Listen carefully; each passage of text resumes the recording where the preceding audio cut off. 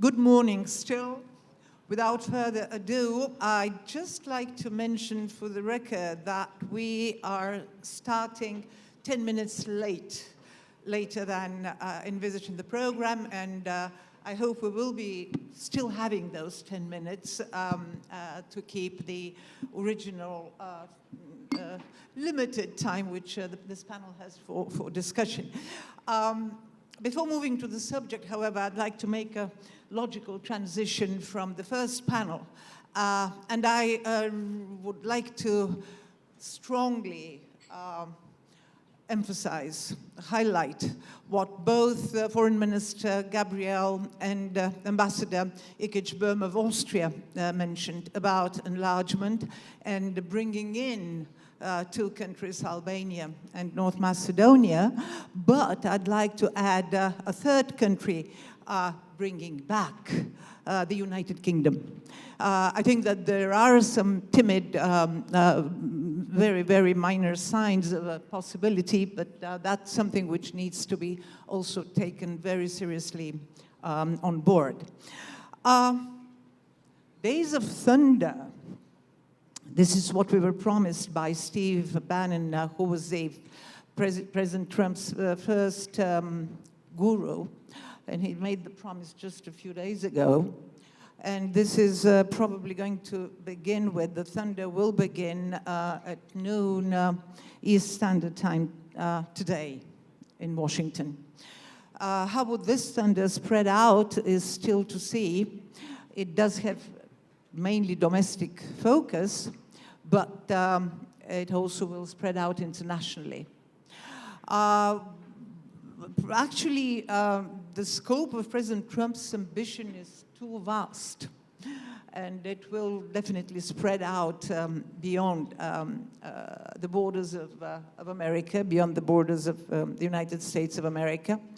And one of the regions which probably is even less certain of what will happen in the coming months and 4 years, practically, is our region, is the Balkans. So I would like to ask those distinguished panelists who were introduced by the previous chair, and I won't waste any time of further introduction. They're quite well known for obvious reasons. But just let's jump into the topic and let's shred some hope, because I did like what was mentioned in the first panel about offering opportunities and hope for the region rather than drawing bleak options and pictures. President Plevneliev, it has been a pleasure working with you for so many years. I can't help this personal comment, and I'm really looking forward to your first 3 minutes, and that's a way of announcing kind of a structure of this discussion. Just the first 3 minutes of bringing in the subject. Thank you, Elena. What a great country Bulgaria is. I have to say, first of all, finally we have a government. Second of all, so many women on the panel. Just look at the first panel, look at the second panel. I think it's the opposite of what do we have now in the new Trump's administration, just men. Now, the Trump storm is coming. Okay, it will come, it will go. We should think also beyond 2 or 4 years. I believe he will have only 2 years, not 4 years, because there will be also very strong impact on what he does and his ambitions. And actually in 2 years, we might see a different approach after the midterm elections. On a global scale, well, listen, there is no good news to me on a global scale for the pressing issues of the planet. If this is the global inequalities that are of such importance to be solved, I don't think there is no good news that the Trump administration will do something about that. Come on, I mean, 3/4 of his members of cabinet are just billionaires. On the climate issue, there is no climate problem for Mr. Trump. He's gonna drill, and dig. On the global pandemics, come on, there was no virus. Then there was a Chinese virus. He was stealing the masks and the medical, how should I say, things for the poor countries, I don't see a good news here. On peace and democracy. On democracy, of course, there is not good news because people like Mr. Trump, but also Elon Musk, they don't understand how democracy works. Democracy is not playing great power games. Democracy is not about neglecting institutions. Democracy is not about filling media, threatening media. And it's not about, I should say it very clearly, it's not about spreading manipulations. Democracy is based on civil civil society that has the ability to take its own conscious decisions. Now, I watched in the first mandate of President Trump, it was Washington Post saying 30,000 lies. It was Toronto Star putting on the website approximately 10,000 lies. There was even a court case to make it very clear. And then I'm come to the positives, because it's not just negatives, there is positive. Trump, in his first mandate, has been lying 21 times a day. Is that good to democracy? Is that good for civil society? Is that good for building up institutions? I don't think so. Now, on peace, just mentioning the Panama Channel, which might end up not in American but in a Chinese hands if you threaten them. Just mentioning Greenland, or just mentioning some other territorial disputes is not going to help the United States, because that's the only way they can make, Trump can make China and Russia great and not America great. If you neglect your partners, what is Japan going to think if just Trump is going to negotiate something with China or with Russia? What do we expect in European Union, and what is the future of Bulgaria if we don't get the simple understanding of history where great powers are just sitting together in an imperialistic way and taking decisions for the small countries? There is no good news for anybody in the region if Trump and Putin sit somewhere together, could be in Geneva, could be in Washington, in Moscow, and just decide the future of Ukraine. This is not a solution, and it's not a sustainable solution for peace. This is imperialism coming from the 19th century. Big powers have their own spheres of influence. They take decisions about the poor, the small. They have their nuclear weapons. They have their armies. They take the decision. The decision is clear, but the results of such policy is 19th century imperialism at its core. So this is not a good news. What could be a good news? For example, for the region, Trump is going to push for the Middle East. I think this could be something good. Abraham Accords were something good. So this could bring some good thing for the region for all of us. Second, pushing Putin and Ukraine to come together could be good, but let's do it in the right way, and could bring some potential solutions. But there is no solution without Ukraine. And there is no solution without understanding, and that's my plea also for the Europeans. We can do whatever we want with the Draghi report. Security, security, security. If you don't have security, you have nothing, and we need to do more. Last but not least, for the region, just for the brainstorming and being undiplomatic. So many leaders in the region are so euphoric about Trump. Now, the very simple question for me to them is, how come you're so euphoric? Trump is saying, I'm coming to take European jobs. Is that good for the Europeans? Let's leave at this question, and hopefully we will find some answers from either the audience in networking or from the panel here. Now I'm looking at, I have to say Ms. Tcherneva, but it is Vessela very much so, after so many years of interacting together. And you will hold probably excellent answers coming from the European Council on Foreign Relations, so shoot off. Thank you very much, and I'll try to be brief. It's an honor to be on this panel with President Plevneliev, Ambassador Poptodorova, and thank you to Simeon Tsomokos for putting this together. One maybe word of caution following on what the President just said. It seems that the politics of spheres of influence is coming back. For our region, this has never been a great news. Maybe there is a positive, and I will try to be the glass half full person on this panel. Maybe there is a positive reading to it, and this is the fact that the Balkans are clearly in the European orbit. And I'm here obviously not talking that much about the member states who are, of course, in the EU, but I'm talking about also the countries which are candidates. The question is how much we can contribute to bringing Europe closer together.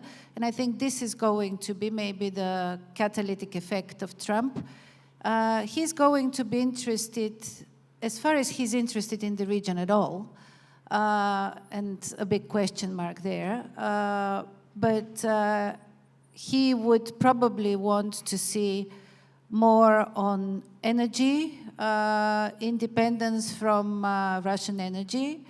Our region has still a big job to do, and I think the cooperation between Greece, Bulgaria, and Romania in that, but also on infrastructure, on military mobility, on defense is going to be very important. Secondly, speaking of defense, the next American administration is not going to be supporting European defense the way we're used to, we have been used to for the past 70, 80 years.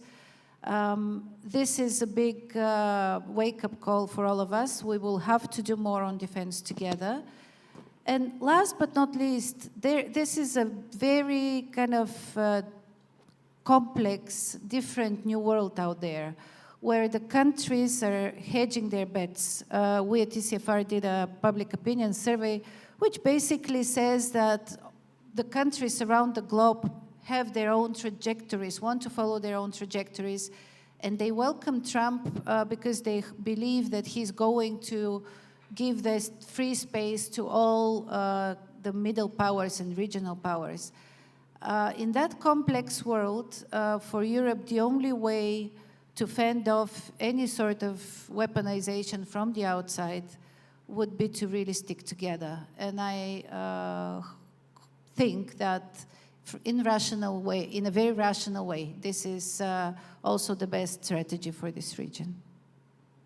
Thank you so much, Ms. Afentouli. Your 3 minutes from the perspective of not just the Institute, but also Greece, that has a much longer experience than us in dealing with different administrations.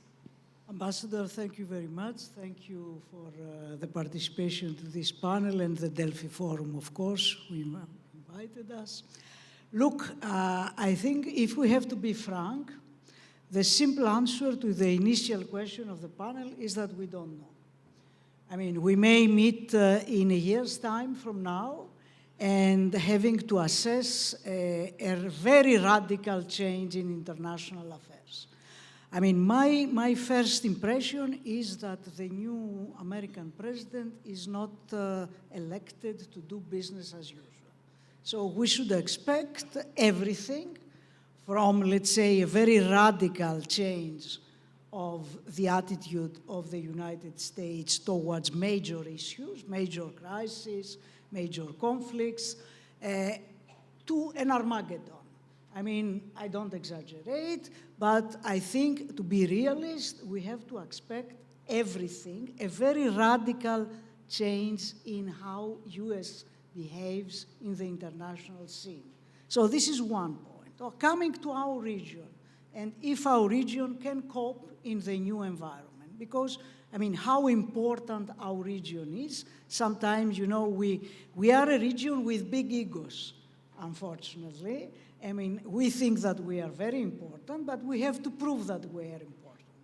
And especially if we have, I mean, to face an administration that is talking power, because this is what we are facing now. We are not facing an administration respecting the institutions and the consensus coming out of the institutions. And our countries have invested in multiplying our force through institutions. I mean, our countries are members of the European Union and NATO because these organizations offer to our countries an additional value, an additional power. I mean, maybe the first thing that we have to do is to be more unified as a region, because I think my friends here should agree that we are not unified as a region. We have many problems related to the past, small problems, I would say, maybe interesting, important problems for each country, but in the big picture, not very important problems for the international scene. So we have to introduce a more regional approach, a more unified approach in the institutions we all belong, NATO and the EU.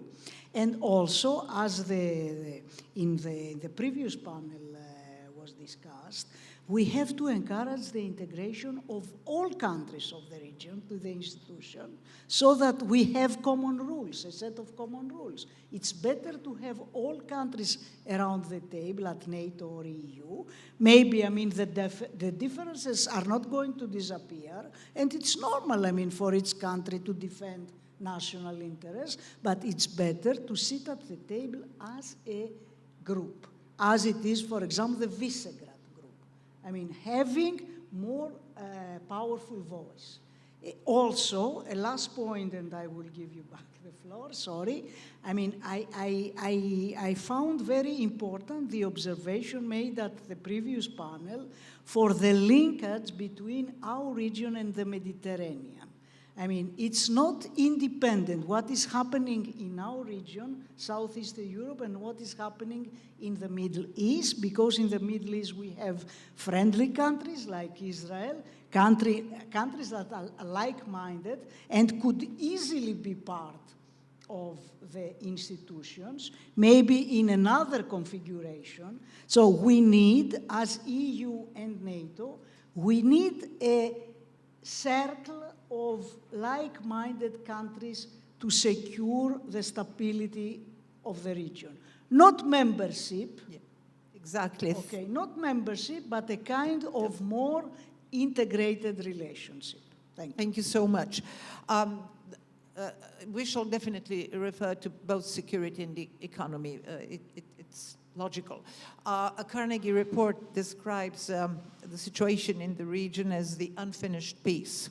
So we have to recognize that even now with the elections in Kosovo coming up on the 9th of February, we do have KFOR and NATO securing order and making sure that there won't be any violence in these elections. So yeah, we know what we need to do, but how doable it is in practical terms. This is the problem. What happens with Bosnia and Herzegovina in terms of not having disruption, which has become the modern word these days. And this is where it is important to know how far we can depend on this kind of perennial security umbrella that we've had. So how do you see the near future in terms of keeping security in its very simple, practical fashion? Vessela. If we talk about Southeastern Europe in broader sense, I would say again that we have the need to integrate South-North also in terms of security. We are seeing even today in the war of Russia against Ukraine that infrastructure, connectivity with neighbors is kind of number one priority also for Ukraine's sustainability. This is one thing that we don't have that well developed here. There was the 3 Cs initiative back then, which was focused on, especially on military mobility, but also on developing economic ties south-north. I think this is one big project that we need to work on. It is, I would not want us to go to necessarily to the Visegrad model, which is currently not working very well, but maybe think about the Nordic-Baltic cooperation, which is extremely strong currently, is probably the kind of most viable, together with Poland, most viable center of gravity in the EU right now. And this is a security-based cooperation, regional cooperation. So we should take this very much into consideration. As far as the Western Balkans are concerned, the security aspect is, of course, the one that drives a lot of our policies. You mentioned Bosnia-Herzegovina. There is also, of course, the Kosovo-Serbia dialogue. But I think overall, the Western Balkans are in a way of in a make or break point in terms of their integration. So the EU has been really transforming its integration policy. We've heard in the previous panel about the gradual integration. It is really also up to the candidate countries to deliver and to realize those options. And I think maybe in this environment, this is actually the highest security goal that one should have in terms of the governments in the Western Balkans. President Plevneliev, it was actually NATO and definitely the US that prevented an ethnic war from raging in the region. Do you see any risk, any threat of a repetition, which can never be the same, but in terms of features and characteristics, we may have a similar violent development in the region?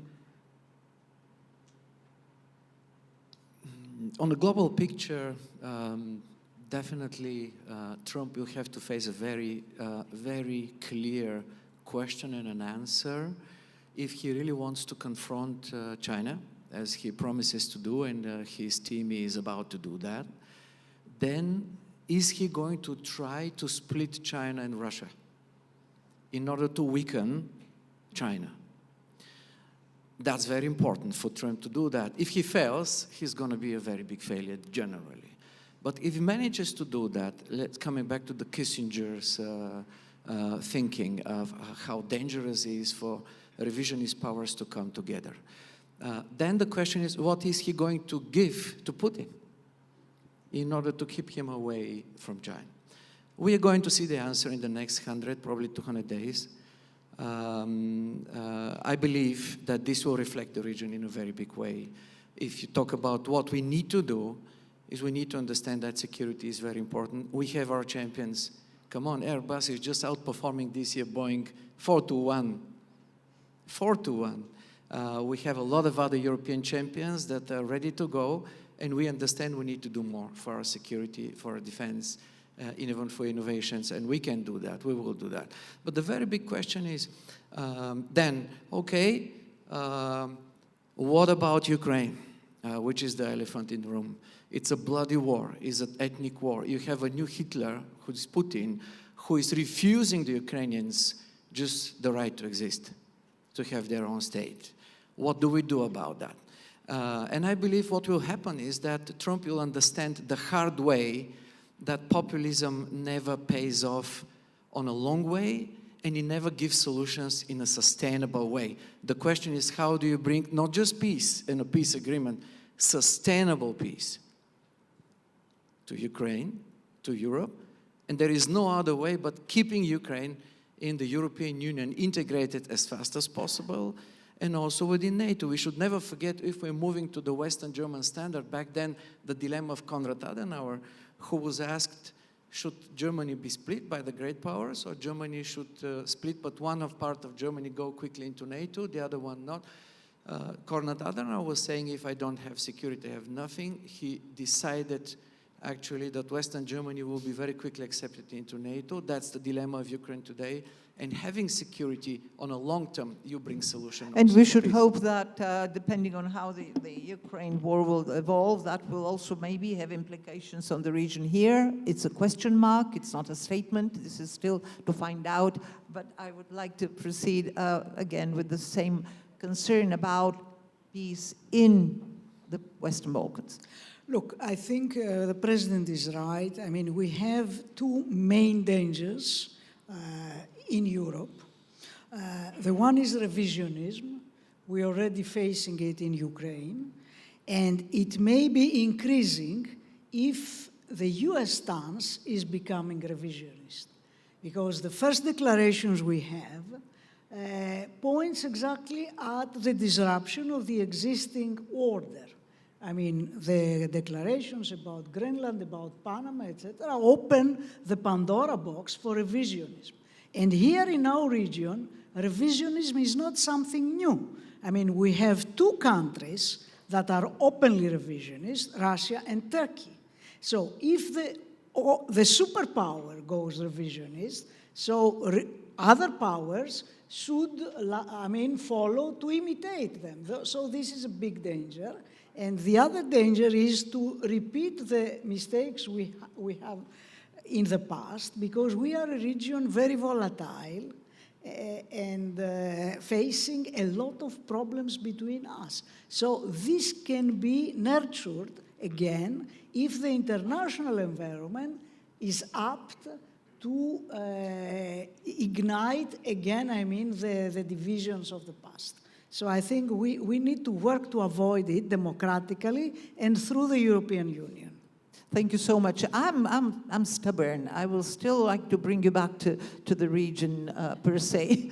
There is the Trump world, but there is also the Trump administration and Congress. So how would these two relate to one another? Can we find hooks? Because I loved Christine Lagarde's brief formula about the European strategy, checkbook strategy. Do we have a thick enough checkbook in the region, or do we have a diverse checkbook in the region? Because it may not be just money, but it could be opportunities. And I thank you so very much for mentioning the 3 Cs initiatives, which has been always close to my heart. It's not just military mobility, but it is projects, it's economy, it's transport, it's infrastructure.